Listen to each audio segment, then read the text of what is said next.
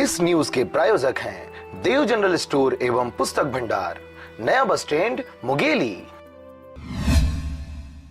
रविवार को भारतीय मजदूर संघ के द्वारा रेस्ट हाउस परिसर में कार्यक्रम का आयोजन कर मुंगेली जिले में जिला मजदूर संघ का गठन किया गया।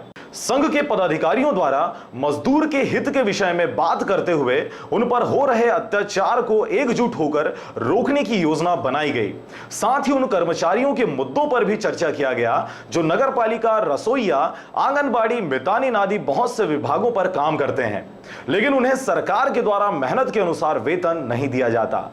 इन सब समस्याओं को देखते हुए संगठन द्वारा उनके अधिकारों हेतु एकजुट होकर सभी कर्मचारी व मजदूरों की हक की लड़ाई सरकार से लड़ने की रणनीति बनाई गई।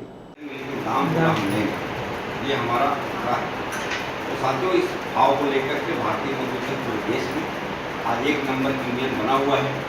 आज छत्तीसगढ़ में 21 और 22 अप्रैल को बिलासपुर में आपके पास में अधिवेशन हुआ। उसमें मेरी को जिम्मेदारी दी गई थी कि ये आप महामंत्री का दायित्व निभाइए, और हमने स्वीकार किया। हमने मांगा नहीं था, लेकिन आप सबके प्रेम से हमको बना दिया गया। और उसी के तहत जिस दिन प्रदेश का गठन हुआ